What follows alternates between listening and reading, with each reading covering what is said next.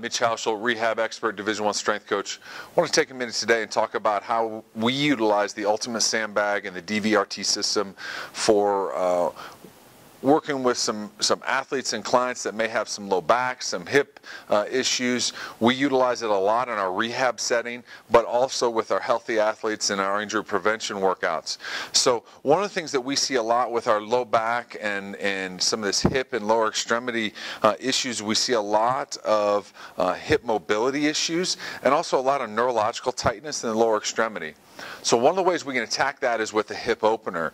Now the hip opener is not unique to the DVRT system, but what I think makes it unique using this implement is because of the size and the dimension and the unstable nature of the Ultimate Sandbag, it does require more shoulder stability, more core stability, thus it gives us more out of this hip opener than we get with a lot of other implements. So what we're going to do here is Jeff's going to use this dumbbell grip and he's going to press it up. So we're going to use this sling system, however you want to call it, that works across from this shoulder to this hip. And so we're going to lock this in. He's squeezing that grip, he's packing this shoulder in, and he's nice and tight in his core here. That same side that he's got the sandbag, this knee stays bent.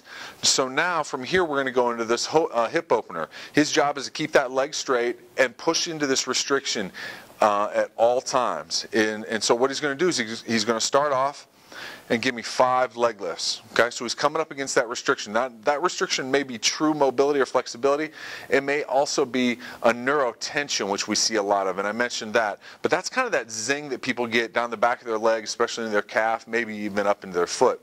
The great thing is you don't have to know where it's coming from with this. We're going to attack it with just this one exercise. So now after he's done those lifts, he's going to give me ankle circles. Okay, so now he's going on and off with that neurotension. He's going 5 each direction, and then he's going to take that on down and relax for a second. Okay, and then he's bringing it back up. Now this time we're going to start to go with circles. Now we're starting to see what kind of ability he has to differentiate his hip from his pelvis and his low back. So now he's taking that back down. Now we're really going to see this. He's going to start opening in and out. So this hip internal and external rotation, a lot of people really struggle with this. They don't have that neurological control. So just training that control helps us with a lot of things around the hip and the low back. And the last one, he's going to bring it up. Now he's going to slide this opposite foot out and bring it back up. Notice he's shaking here a little bit. That's okay. He's really working hard, and he's really got this shoulder packed in, and that's where I know things are really working the way I want to. So he's just sliding out as far as he can, keeping this leg as straight as he can. Okay? When he's done with 5 of those, he's lowering back down, and he can go ahead and put that sandbag back down. Okay?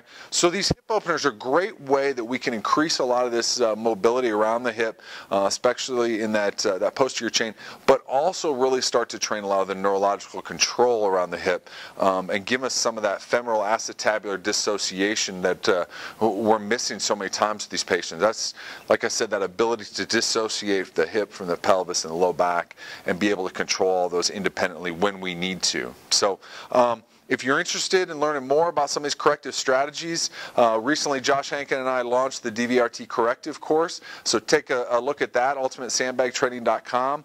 Otherwise, check out my website, maximumtrainingsolutions.com, to learn more.